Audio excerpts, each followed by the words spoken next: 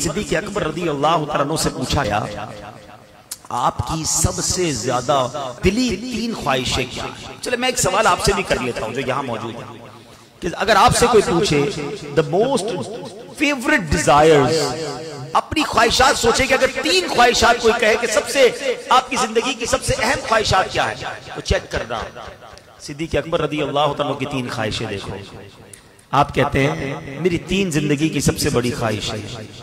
कहते हैं पहली है अन नज़रु इलैक, दूसरी है वल जुलूसु बैन यदैक, और तीसरी है व इन्फाक़ु माली अलैक। हाय हाय हाय, क्या मोती जैसे अल्फाज है। माना बाद में बताऊंगा, खाली अरबी सुनते हैं तो लुत्फ आने लग गया। आशिक अकबर की बातें हैं ना। कहते मेरी 3 ख्वाहिशें हैं, बस अपने आका को देखता रहो। अन नज़रु इलैक व इन्फाक़ु माली अलैक, मैं नबी पाक पर अपना माल खर्च करता रहूं। वल जुलूसु बैन यदैक, मैं बस नबी पाक के कदमों में हाजिर रहूं, मैं इधर ही बैठा रहूं। अब देखो आशिक अकबर की ख्वाहिशात थी ना, अल्लाह ने ये तीनों कैसे पूरी की हैं?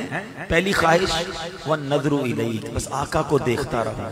जब नबी पाक खुतबा फरमाते थे ना, बयान फरमाते, सारे सहाबा दुजानू बैठकर अदब के साथ सर झुकाते थे, आका के चेहरे को नहीं देखते थे। सिर्फ अबू बकर सिद्दीक रज़ी अल्लाह तआला और हजरत उमर फारूक रज़ी अल्लाह तआला, ये नबी पाक के चेहरे को देखते, आका उन्हें देखते। वो नबी पाक को देखकर मुस्कुराते, आका उन्हें देखकर मुस्कुराते। तो अब पहली ख्वाहिश अन नज़रु इलैक, हाय हाय कैसे पूरी हुई। किताबों में एक जुमला मैंने पढ़ा कि वो इबादत जो सिद्दीक़ अकबर ने गारे सौर में नबी पाक के दीदार वाली इबादत की ना, जब आका गोद में थे। ट्राई टू अंडरस्टैंड, जरा रियलाइज करो, जब कोई किसी की गोद में होता है दीदार कैसा होता है। आंखें कैसी देखी होंगी, अबरू कैसे देखे होंगे, दाढ़ी कैसी देखी होगी, प्यारे आका के मुबारक कान कैसे देखे होंगे, और कितना जी भर के देखा होगा। उलमा कहते हैं जिस वक्त सिद्दीक़ अकबर नबी पाक का उस वक्त जो दीदार कर रहे थे, कायनात में वो इबादत कोई और नहीं कर रहा, सिर्फ सिद्दीक़ अकबर को ये मुकाम हासिल था कि इस तरह नबी पाक का दीदार नसीब हुआ। अल्लाह ने पहली ख्वाहिश ऐसे पूरी की। दूसरी ख्वाहिश व इन्फाक़ु माली अलैक, हुजूर आप पर माल खर्च करता रहूं, बस मेरी ये ख्वाहिश है। आपने एक बार नहीं, एक से जायद बार नबी पाक की बारगाह में अपना सारा माल पेश किया। एक और बात बताऊं कि प्यारे आका अलैहिस्सलातु वस्सलाम, हदीसों में लिखा कि सिद्दीक़ अकबर रज़ी अल्लाह तआला अन्हु का माल यूं इस्तेमाल फरमाते थे जैसे अपना माल इस्तेमाल फरमाते हैं।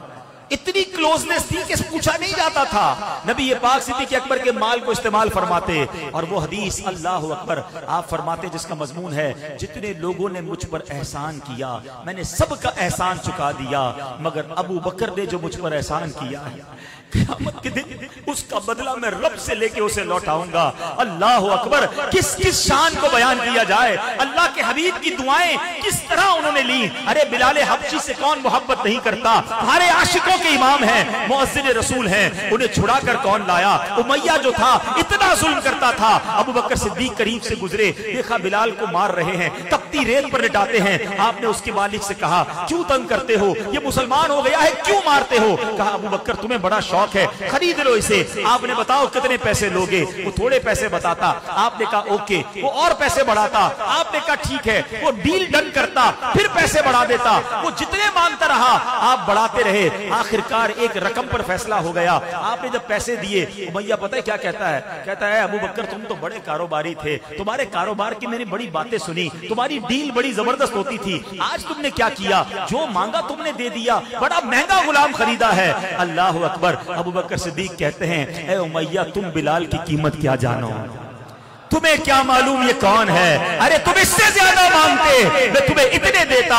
जब खरीद कर लाते हैं नबी पाक के पास, हजरत बिलाल को आजाद करके लाते हैं, प्यारे आका की बारगाह में पेश करते हैं, हुजूर बिलाल आया है, आपका सच्चा गुलाम आया है, हुजूर आज आजाद होकर आया है। अल्लाह के नबी क्या कहते हैं, अबू बकर थोड़े मेरे पैसे भी मिला लो, बिलाल को आजाद करने में जो तुमने रकम खर्च की है मेरा माल भी उसमें शामिल कर लो। सिद्दीक अकबर कहते हुजूर मेरा माल आप ही का तो है, हुजूर मेरा सब कुछ आपका है। अल्लाह अकबर, क्या क्या कारनामे बयान करूं सिद्दीक अकबर रज़ी अल्लाह ताला अन्हु के। सुनो तीसरी ख्वाहिश वल जुलूसु बैन यदैक, कहते हुजूर मेरी तमन्ना है कि बस आपके कदमों में जिंदगी गुजरे, जिंदगी तो गुजारी, मगर जब वफात का वक्त करीब आने लगा, आका तो तशरीफ ले जा चुके थे ना दुनिया से, हैं?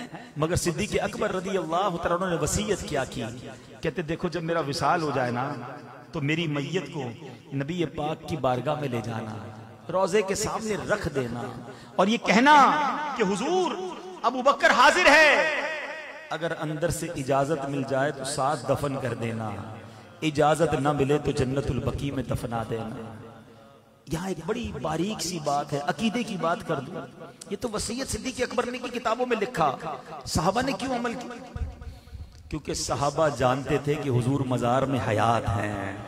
सारे सहाबा का इस वसीयत पे अमल करना कि हुजूर सुनते भी हैं, जानते भी हैं, देखते भी हैं, तू जिंदा है वल्लाह, तू जिंदा है वल्लाह, मेरे चश्मे आलम से छुप जाने वाले ए आशिको तुम्हें मुबारक हो। यही सहाबा का अकीदा, सिद्दीक अकबर का भी यही अकीदा है, वरना वसीयत क्यों करते?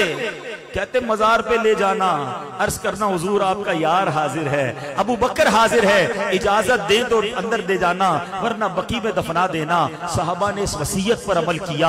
आपकी मैयत को नबी पाक के रोजे के सामने रखा गया और अर्ज किया गया अस्सलामु अलैका या रसूल अल्लाह, अबू बकर हाजिर है। सुनो, दरवाजा खुलता है, ताला खुलता है और अंदर से आवाज आती है अदखिलुल हबीब इलल हबीब फइन्नल हबीब इलल हबीब मुश्ताकुन। अब हबीब को हबीब के पास ले आओ, क्योंकि हबीब को हबीब से मिलने का इश्तियाक है।